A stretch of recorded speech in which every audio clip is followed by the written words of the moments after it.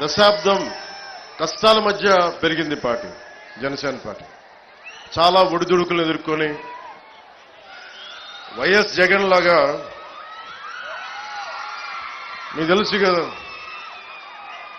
చిన్న ప్రభుత్వ ఉద్యోగాలు చేసుకునే ఉద్యోగ కొడుకుని 2.5-3 ఎకరాలకు ఎంత చిన్న కమితా ఉండేది మొగల్తూరులో, అలాంటి కుటుంబాల నుంచి వచ్చిన వాడిని. నాలాంటి వాడికి గుండాగర్ది, డబ్బు బలుపు, దోపిడీ వ్యవహారాలతోటి ఉండే జగన్ పార్టీతో ఎదుర్కోవాలంటే ఎంత సత్తా కావాలో తెలుసుకోండి. ఒక సగటు మధ్యతరగతి మనిషి నర్సాపూర్ లాంటి, నెల్లూరు లాంటి, ఒంగోలు లాంటి చిన్న పట్టణ టౌన్స్ లో పెరిగినవాడు నేను. లండన్లో పెరిగినవాడిని కాదు, న్యూయార్క్లో పెరిగినవాడు కాదు, చాలా నర్సాపురం లాంటి చిన్న చిన్న టౌన్స్ లో పెరిగినవాడిని నేను. సో నాకు ప్రతి మనిషి కష్టాలు తెలుసు. నాకు నర్సాపురం గురించి చెప్పాలంటే అన్నయ్య మెగాస్టార్ చిరంజీవి గారు వైఎం కాలేజ్లో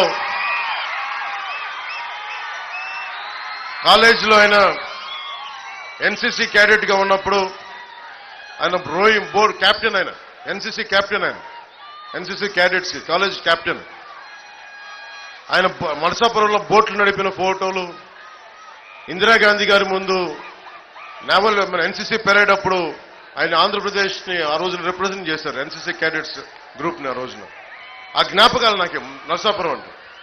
అలాంటి నరసాపురంకి నటుడుగానే కాకుండా ఒక రాజకీయ నేపథ్యంలో పార్టీ పెట్టి నేను ఈ రోజున మిమ్మల్ని ఓట్లాడు మీకు మా నాయకుడు నాయకర్ గారిని గెలిపించమని గాజు గ్లాస్ గుర్తు మీద అడుగుతున్నానంటే అది నిజంగా దైవ సంకల్పం. నాకు సగటు మనిషిని నేను.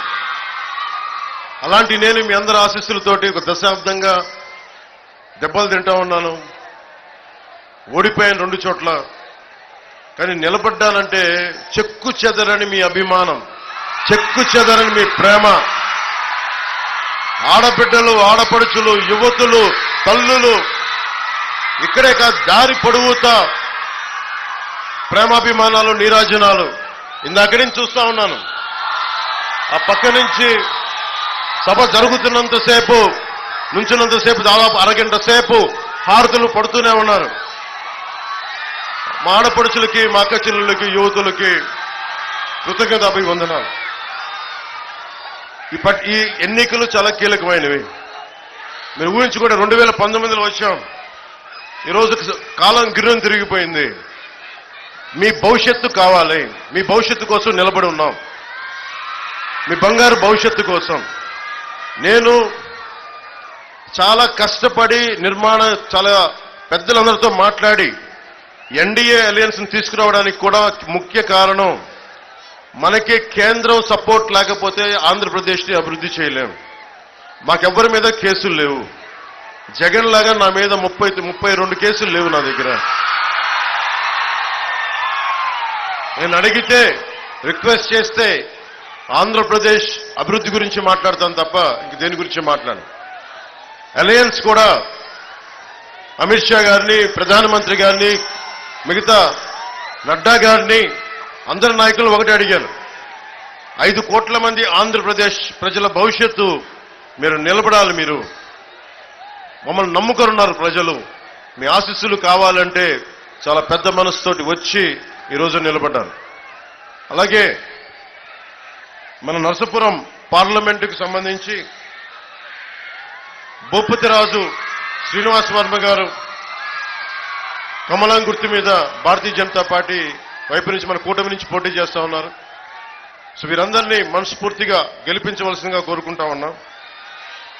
ఎన్డీఏ కూటమి ఒకటే లక్ష్యం. తెలుగుదేశం, భారతీయ జనతా పార్టీ, జనసేన ఒకటే లక్ష్యం కోసం పనిచేస్తున్నాం. ప్రతి చేతికి పని, ప్రతి చేనుకి నీరు. ఇదే జనసేన, టీడీపీ, బీజేపీ కూటమి లక్ష్యం. వచ్చి అధికారంలోకి రాగానే అభివృద్ధితో పాటు సంక్షేమ పథకాలను కూడా చాలా బాగా మెరుగ్గా చేస్తాం. సంక్షేమ పథకాల్లో ఎటువంటి కోత ఉండదని మీకు మనస్ఫూర్తిగా తెలియజేసుకుంటున్నా. సంక్షేమంతో పాటు అభివృద్ధి లక్ష్యంగా పనిచేస్తాం. ఎన్నికల్లో ఈరోజు నేను అందరి తరపున అడుగుతా ఉన్నాను, కూటమి తరపున ఓట్లు అడుగుతున్నాను. నేను మీకు మాటిస్తా ఉన్నా, కూటమిలో మేము ఏ పథకాలైతే మేము హామీ ఇస్తున్నామో అవి అమలు చేసే బాధ్యత జనసేనగా మా అందరి బాధ్యత. అది ప్రజలకు మేము మాటిస్తా ఉన్నాం. అలాగే నదులను ఇందాక ప్రతి చేనుకి నీరు అంటే నదులు అనుసంధానం జరగాలి. అది అందించి రాష్ట్రంలో వలసలు పస్తులు లేని ఆంధ్రప్రదేశ్ నిర్మించడమే జనసేన, టీడీపీ, బీజేపీ లక్ష్యం, ప్రధాన లక్ష్యం. అలాగే ఆంధ్రప్రదేశ్కి జీవనాడి అయిన పోలవరం ప్రాజెక్ట్ని చాలా తక్కువ కాల పరిమితిలో పూర్తి చేయడానికి సంసిద్ధంగా ఉన్నాం. ప్రతి నీటి బొట్టుని దాచుకోవడానికి సముద్రపాలు కాకుండా చుట్టమే జనసేన, ఎన్డీఏ కూటమి లక్ష్యం. ముఖ్యంగా యువతకి స్కిల్ డెవలప్మెంట్ శిక్షణ ఇచ్చి మీ కాళ్ల మీద మీరు నిలబడగలిగేలాగా ప్రతి పనికి, ప్రతి చేతికి పని కల్పించడమే కూటమి లక్ష్యం. ముఖ్యంగా చేతి వృత్తులు, కుల వృత్తులు పరిరక్షించడమే కూటమి లక్ష్యం. 50 సంవత్సరాలు దాటిన బీసీ ప్రజలందరికీ నెలకి 4,000 రూపాయల పెన్షన్ ని 1వ తేదీనే ఇంటి వద్దన అందజేస్తాం. స్కూల్కి వెళ్లే ప్రతి విద్యార్థికి సంవత్సరానికి 15,000. ఎంతమంది పిల్లలుంటే అంతమందికి ఆ తల్లికి అందజేస్తాం. ముఖ్యంగా మహిళా సోదరీమణులకు సంబంధించి పోయినసారిలో కూడా చెప్పాం, ఉచిత గ్యాస్ సిలిండర్లు పెరిగిపోతున్న ధరలకి గ్యాస్ సిలిండర్లు అందించాలి కనీసం అని చెప్పి నేను లాస్ట్ టైం కూడా చెప్పింది. ఈసారి కూడా తెలుగుదేశం పార్టీ మేనిఫెస్టోలో అది మాది, కంబైన్డ్ మేనిఫెస్టోలో మాది ఇదైంది. సంవత్సరానికి 3 గ్యాస్ సిలిండర్లు మా ఆడపడుచులకి, మా మహిళలకి, మా అక్క చెల్లెలకి, మా యువతులకి ఉచితంగా అందజేస్తాం. రైతులకి ప్రతి సంవత్సరానికి 20,000 రూపాయలు ఆర్థిక సహాయం అందజేస్తాం. ప్రతి మహిళకి నెలకి 1,500 అందజేస్తాం. మహిళలకి ఉచితమైన బస్సు సౌకర్యం కల్పిస్తా ఉన్నాం. అలాగే దీనివల్ల ఆటో డ్రైవర్ సోదరులందరూ చాలా, మా పరిస్థితి ఏంటంటే మీకు ఇబ్బంది కలగకుండానే ఉంటుంది, మీ ఉపాధి అవకాశానికి డోకా కలిగించకుండానే పథకం ఉంటుంది. అలాగే పేదల కడుపు నింపడానికి ఒకవైపు అన్నా క్యాంటీన్లు ఎలాగో డొక్కా సీతమ్మ గారి క్యాంటీన్లు కూడా అలాగే రన్ చేస్తాం. అన్నా క్యాంటీన్లతో పాటు లక్ష్యం ఒకటైనా పేద ప్రజల కడుపు నింపడం, లక్ష్యం ఒకటైనా అన్నా క్యాంటీన్లతో పాటు డొక్కా సీతమ్మ గారి క్యాంటీన్లు కూడా పక్కనే రన్ చేస్తాం.